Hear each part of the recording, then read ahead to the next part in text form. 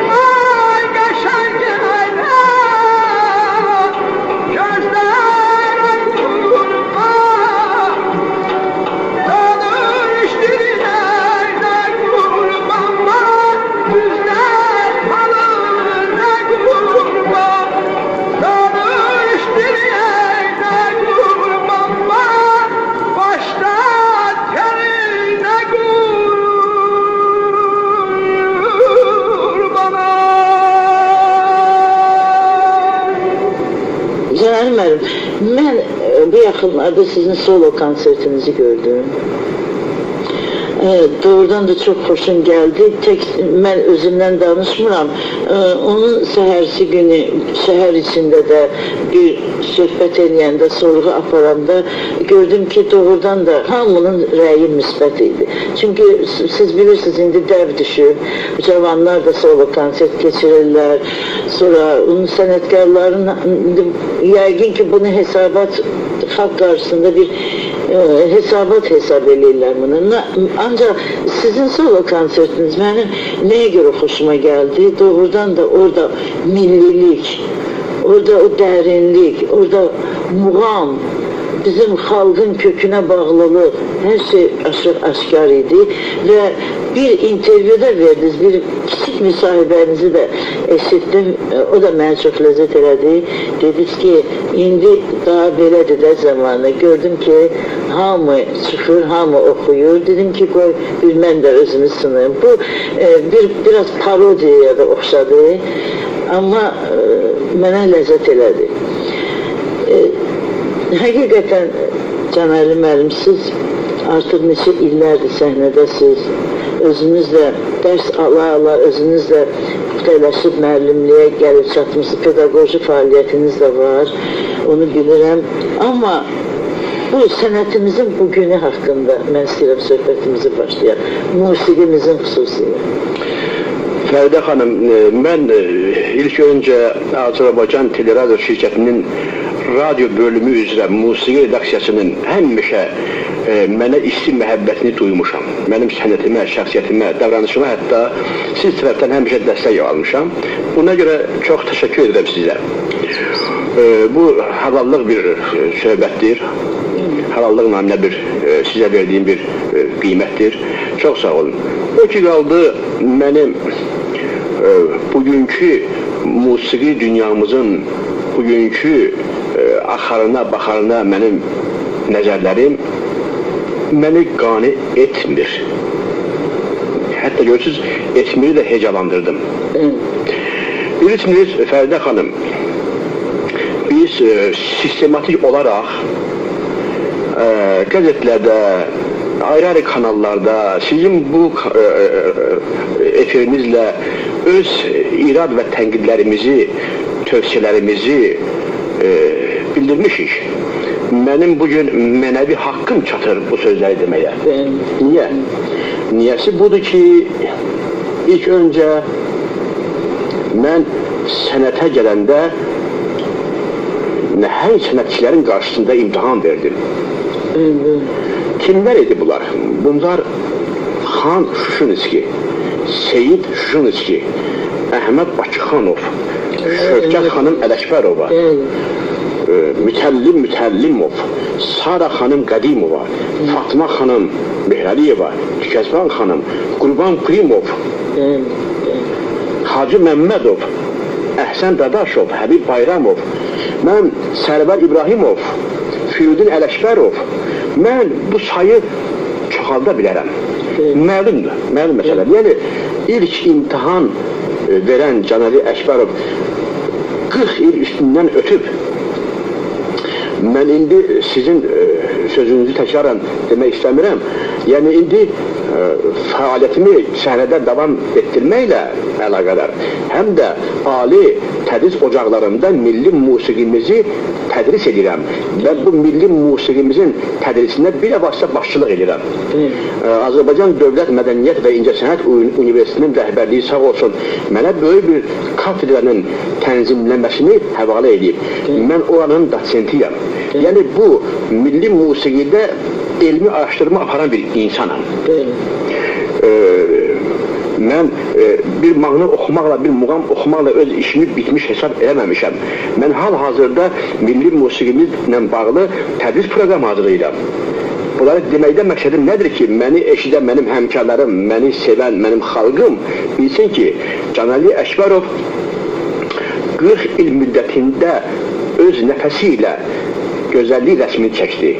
Amma indi tədrislə də həmin işləri görür.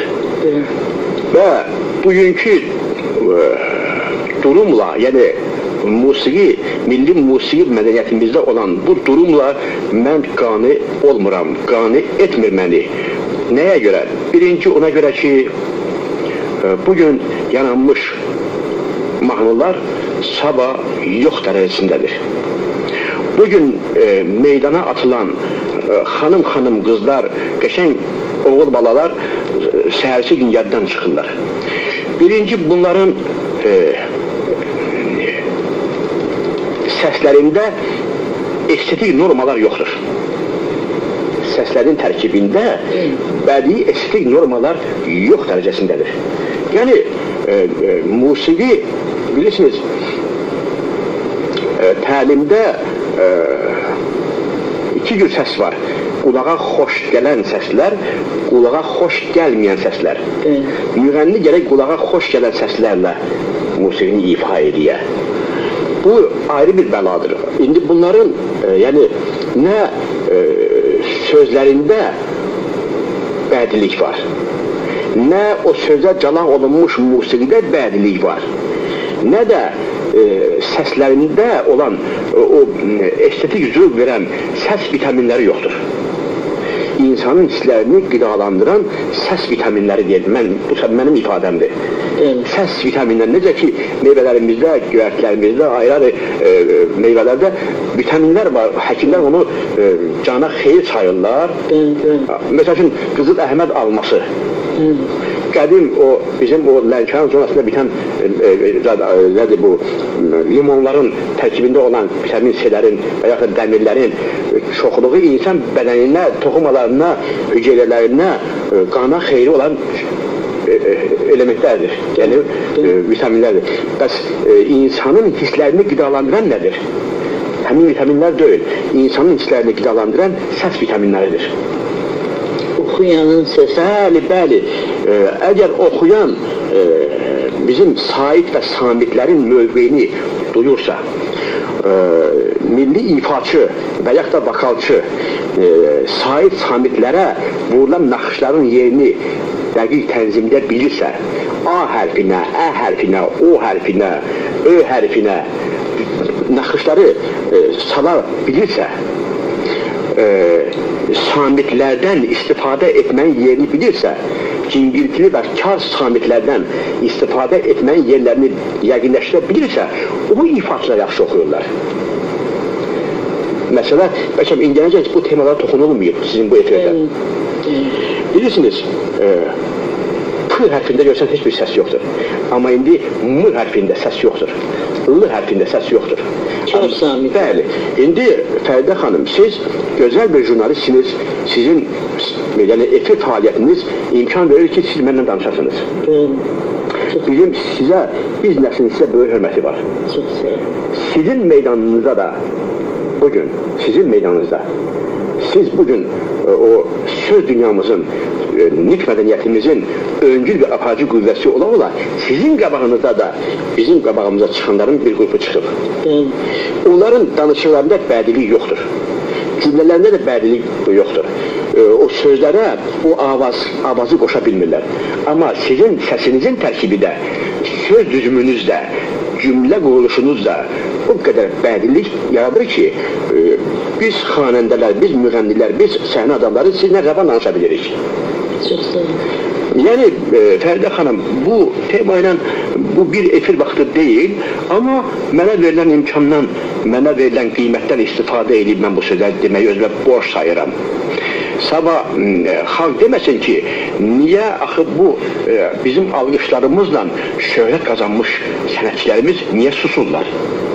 Niyə bu işlər? Təbii, ona görə də biz sənətçilərlə, çox üzr istəyirəm, sənətçilərlə hər şənbə görüşürük, hər cümə axşamı görüşürük və mən bilərəkdən bu mövzu salıram da ağrılı yerimizdir, çünki bütün aləm bundan danışır bu saat. Fəridə xanım, siz mənə inanın, bir bacım kimi inanın.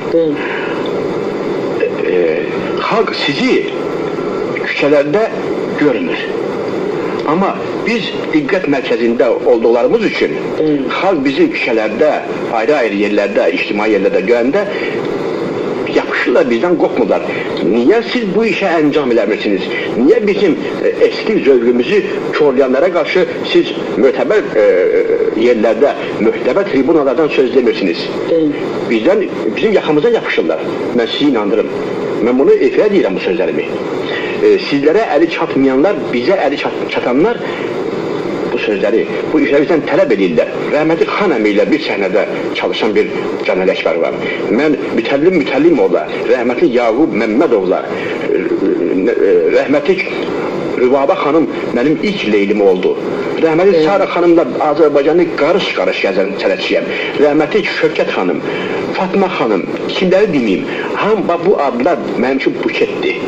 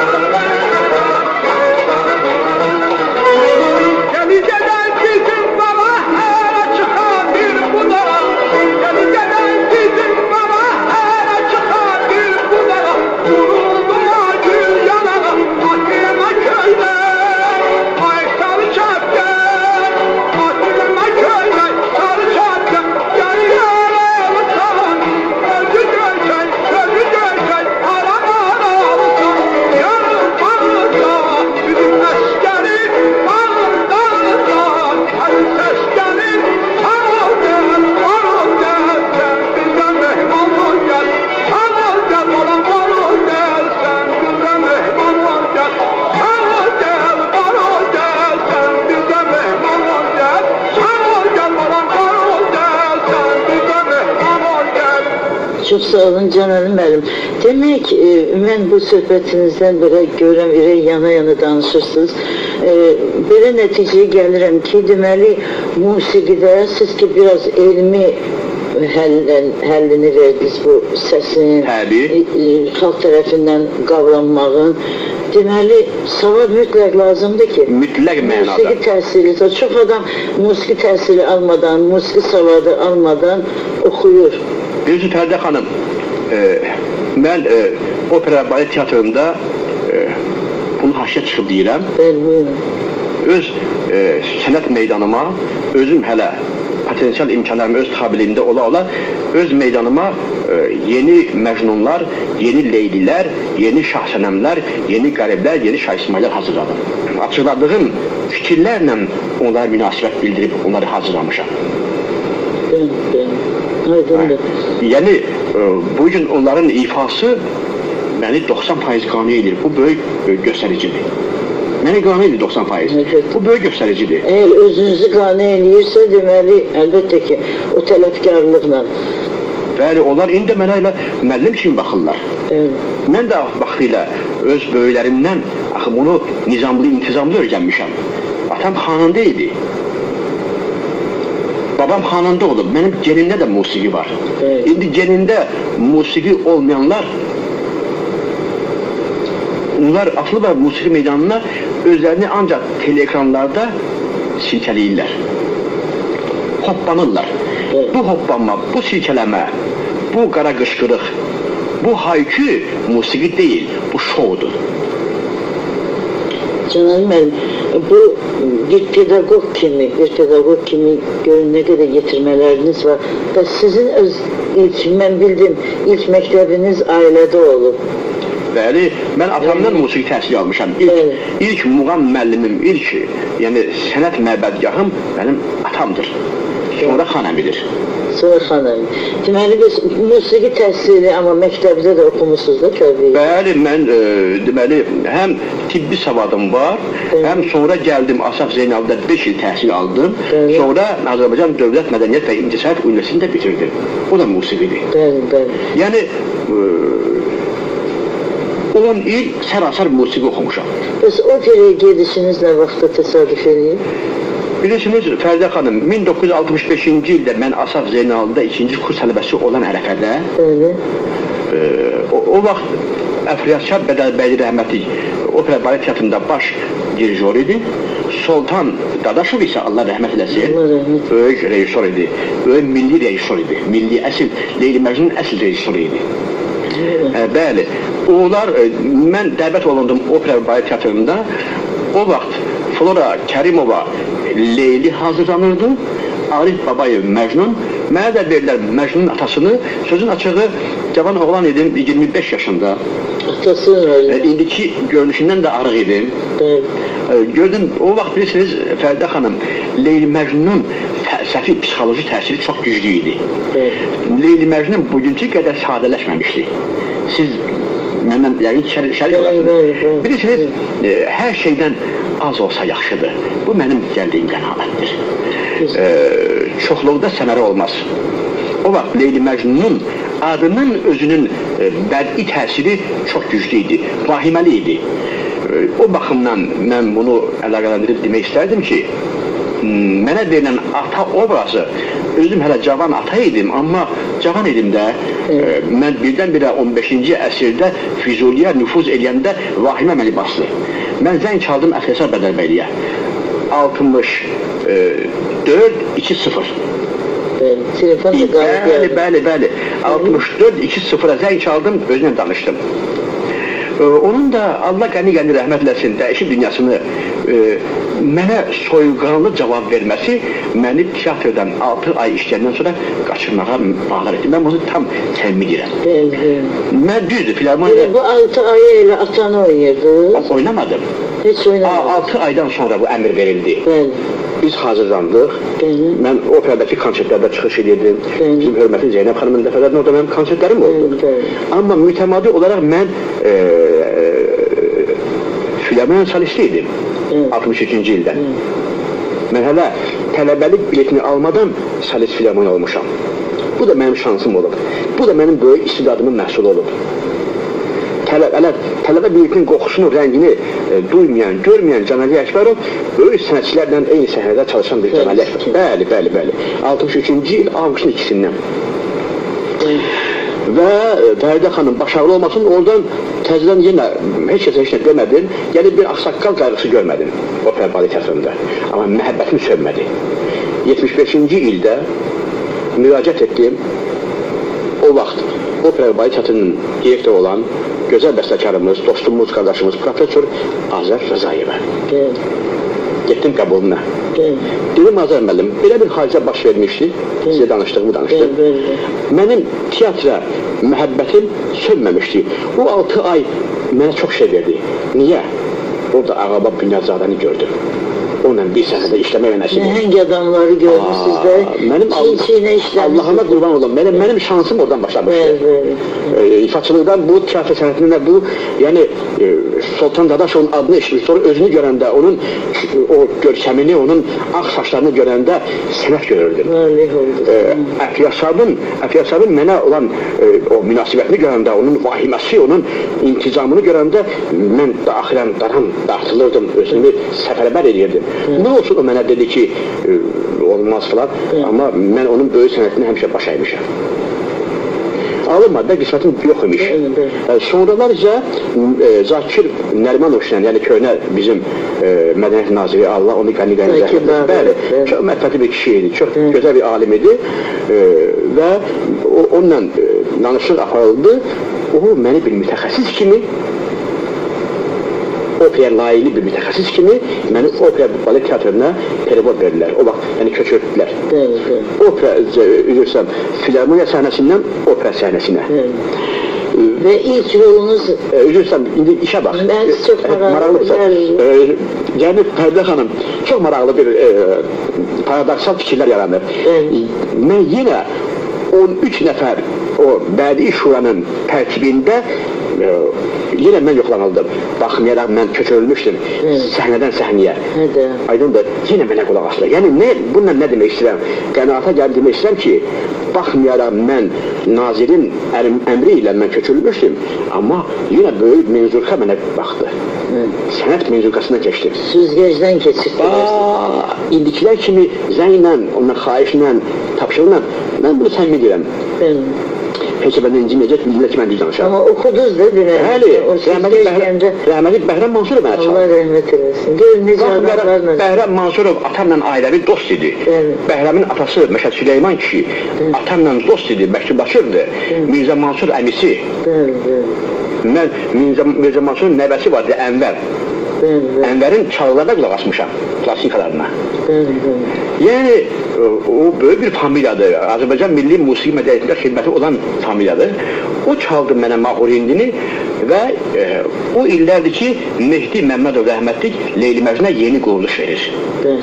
Yeni quruluş verir. Çox bəyənildi, Mahurindi muğamını oxudum.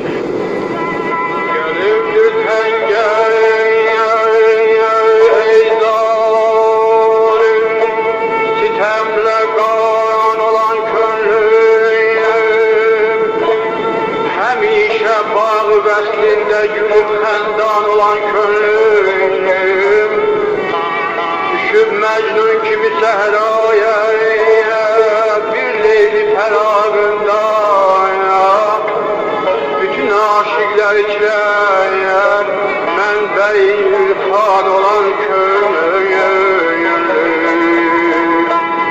nə yoldur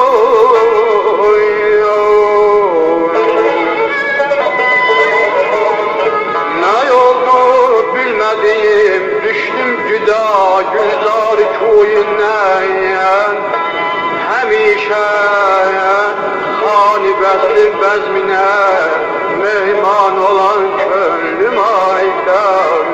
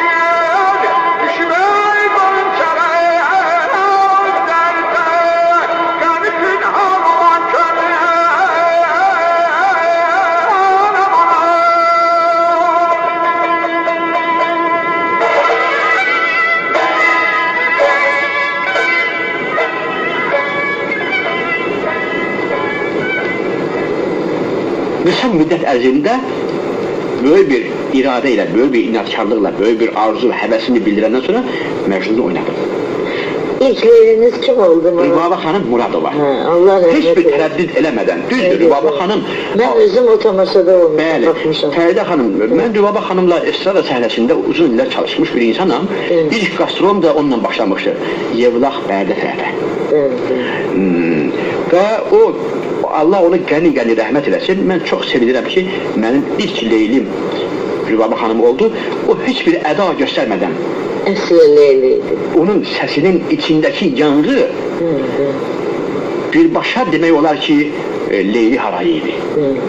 Birbaşa demək olar ki, onun səsinin tərkibində Leyli əriyib Şama dönürdü. Necə ki, o Şam pərdəsində Leyli öz daxili istisabını Şamla bölüşür. Amma o Şam pərdəsində o Rübabə Leyli adlı bəndəni əridirdi. Budur Leylinin böyüklüyü, Rübabənin böyüklüyü. Cənəli müəllim, bir sual da məni maraqlandırır. Təbii ki, bu 40 illik fəaliyyətinizdə qastrol səfərləriniz yada düşür. Təbii, 78-ci ildə biz Azərbaycandan 33 yəni sənətçi, bəstəkar, nəzəriyyəçi, tənqidçi, ifaçı deməli Səmərqənd şəhərində keçirilən Ümmüdünya Muğam Simpoziumun qalibi oldu. Bu simpozium 1983-cü ildə bir də təkrarlandı. Orada da bu səsini eşitdiyiniz Cənab-ı Əkbərov öz uğurun, xalqın musiqisinə uğur qazandırdı. Muğamlarımızın bayrağını o Reichstaga taxılan bayraq kimi bütün dünya xalqlarının musiqinin tacı kimi. Nəyi ifa elədiniz orada? Mən deməli ilk dəfə ifa etdim Bayat Şiraz muğamını. Bizə verilən vaxt 22 dəqiqə idi. Bizim oxumalarımız o qədər möcüzəli göründü ki, biz tar kamançanı rəhmətli Bəhrəm Mansurov, rəhmətli Tələt Bakıxanov və mən alətləri qoymuşduq fikirlərinə. Bizdən əl çəkmədi zat. Özdə Səmərqənddə Uluq bəyin tikdirdiyi Şirdor mədrəsəsi. Bu mədrəsənin həyətində açıq səma altında mikrofonsuz. Şükürlər olsun ki, mən dünyanın çox ölkələrini gəzmişəm. Azərbaycan milli musiqi mədəniyyətini digər xalqlara sevdirmişəm, sevdirməyi bacarmışam. Heç yadından çıxmaz. 1989-cu ildə hörmətli nazirimiz Polad Bülbüloğlu'nun təşəbbüsü ilə biz İsveçə ezam olundum. Yəni mənim musiqiçilərim məndən idi. Vamik Məmmədəliyev, tar, Ermən Bədəlov, kamança. Biz orada da Azərbaycan muğamlarımızın nüfuzunu qoruduq. Üzü ağ ölkə qayıtdıq. Bizim musiqimiz yenə o nəfədə bütün musiqilərin tacı kimi özünə nüfuz qazandı. Fəridə xanım, bilirsiniz, mən bu yaxınlarda bir Respublika Sarayında solo konsert verdim. Mənim içimdən kopan bir haray idi. Çünki 2001-ci ilin sonlarında müsahibə vermişdim ki, mən 2002-ci ildə 2 tamaşa oynasıyam və bir solo konsert. Tamaşaları vermişdim, amma solo konsert qalmışdı. Mən elə söhbətimizin əllərində həmən konserti toxundum. Yəni, mən belə adamam, o sözü ağzımdan çıxartmaram. Ağzımdan çıxan sözə mən özüm rəhbərlik eləməliyəm. Ona görə mən getdim sarayın rəhbərliyi ilə danışdım, çox sağ olsun. Mənə böyük səmiyyətlə, böyük qayğı ilə, böyük imkanlar yaradıldı. Mən onu deyə bilərəm ki, bugün hörmətli nazirimizin əmrindən sonraki sarayda fonoqram konserti olmamalıdır. Onun əmrinə bir milli ifaçı kimi 40 il sənətdə durum gətirən Cənab-ı Əkbərov kimi ilk icraçısı mən oldum. Yəni, sarayın 2200 oturacağını fonoqram xəstəliyindən qurtardım. Çox gözəl.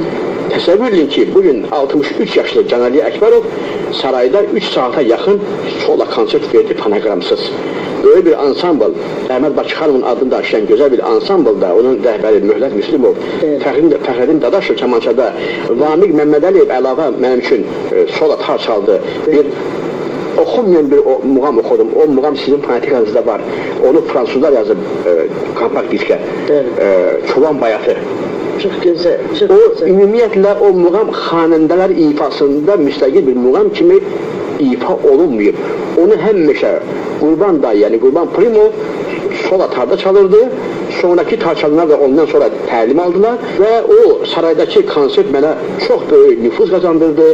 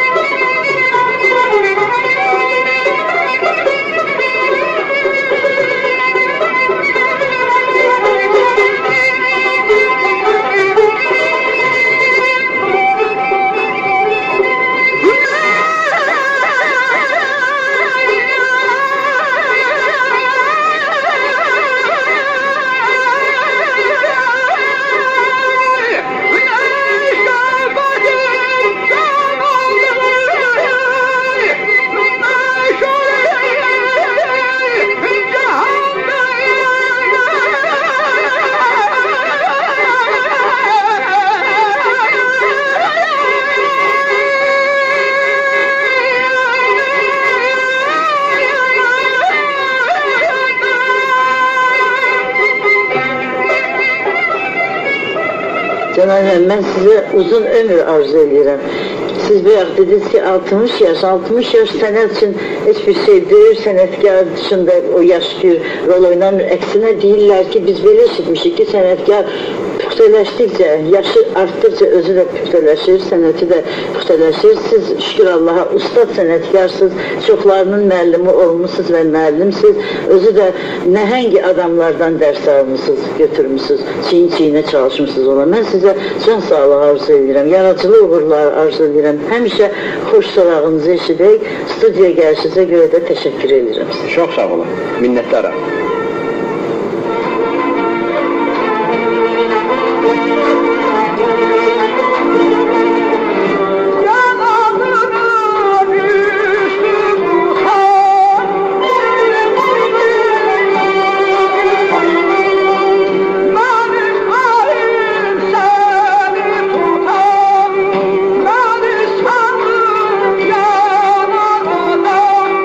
La la la la la la